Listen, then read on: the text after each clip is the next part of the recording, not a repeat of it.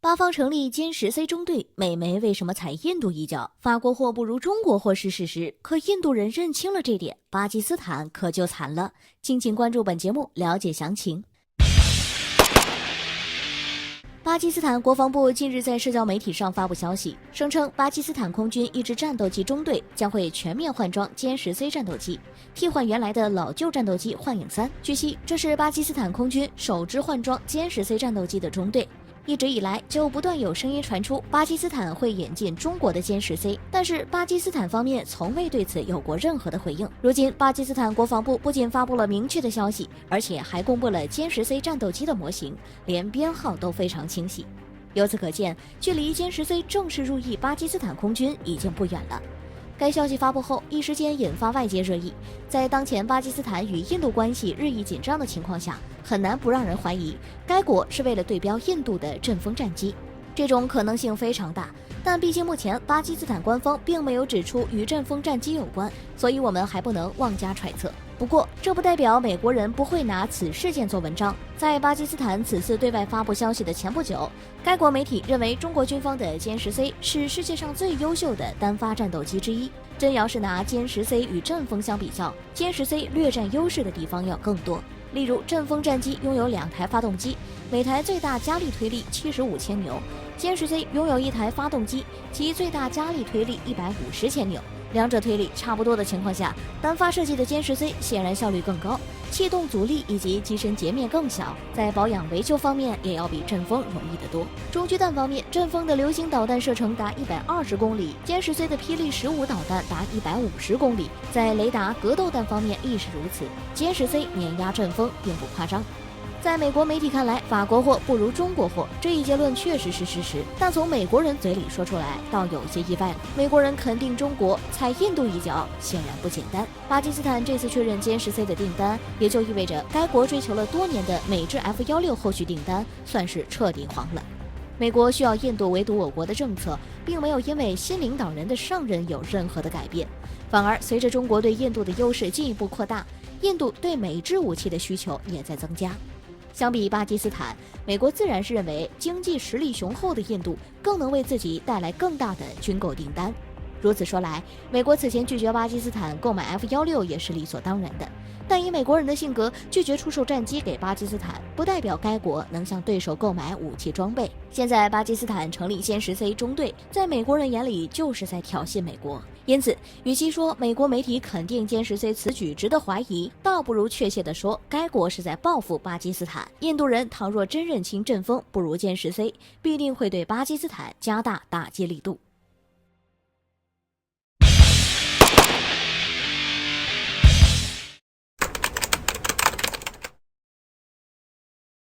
继 C919 干线飞机后，中国又拿出一大型科技项目，美国急得跳脚却无法制裁，波音在华损失522亿，还遭重拳追击。敬请关注本节目，了解详情。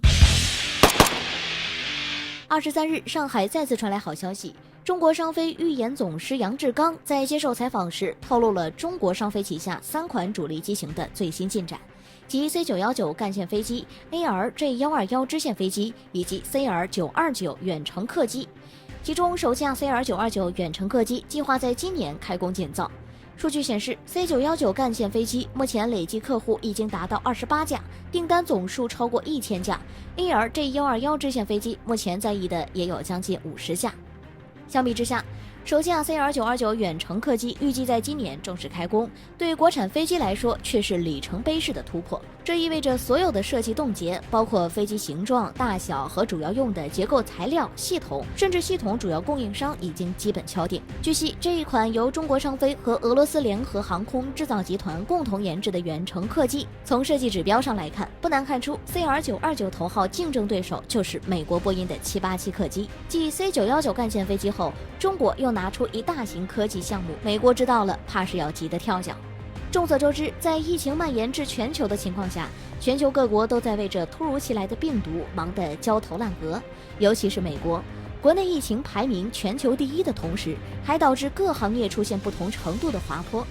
其中，处于航空业的美国波音公司受到的打击更大。在疫情之前，波音737 MAX 就接连发生2起严重事故，造成飞机上的游客无一生还。虽说后来波音公司对该系列的飞机进行了全面停飞，但是如此大的包机终究是让该公司一蹶不振，很多客户甚至因为此次事故直接取消订单。好不容易波音公司拿到了加拿大的付费权，却再次遭遇信任危机。根据最新消息报道，加拿大西捷航空的一架波音737 MAX 在22日突然被爆出具有潜在故障，因此不得不暂停起飞。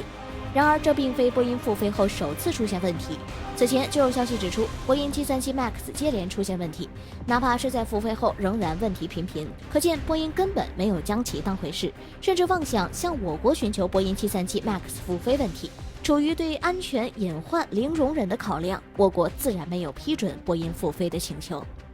现在波音的数据接连下滑，在华营收直接从2018年的137.6亿美元下降至2019年的56.8亿美元，仅1年就损失了足足522亿元人民币。如今除了要面临中国市场的重拳追击以外，还要面临来自我国 CR929 客机的巨大压力。值得一提，这款远程客机不仅令美国非常担忧，而且美国根本无法对该客机进行制裁。之所以是中俄联合研发，简单点来说，就是这款客机采用的全部都是中国和俄罗斯的自制设备。例如在发动机的备选方案上，就选择了俄罗斯 PD35 涡扇发动机，我国的长江2000发动机。总之，不管怎么选择，都选不到包括美国在内的其他国家自制设备。美国就算是想打技术战，也无能为力。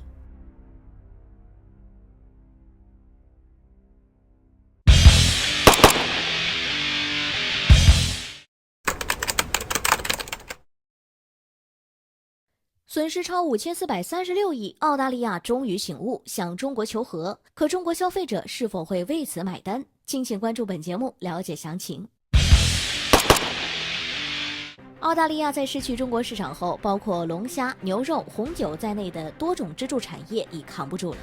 与此同时，去年由于环境监测和质量监测不过关，加上疫情的原因，从澳大利亚来的煤炭被滞留在中国港口，迟迟未能得到卸货。如今虽说这些船在前不久离开了，但现在的澳大利亚许多官员早已没有了以往叫嚣我国、扬言不会畏惧中国威胁的硬气了。面对未来可预见的经济数据和担心会全面失去中国市场的事实，澳大利亚新任贸易部长在近日再次向中国求和。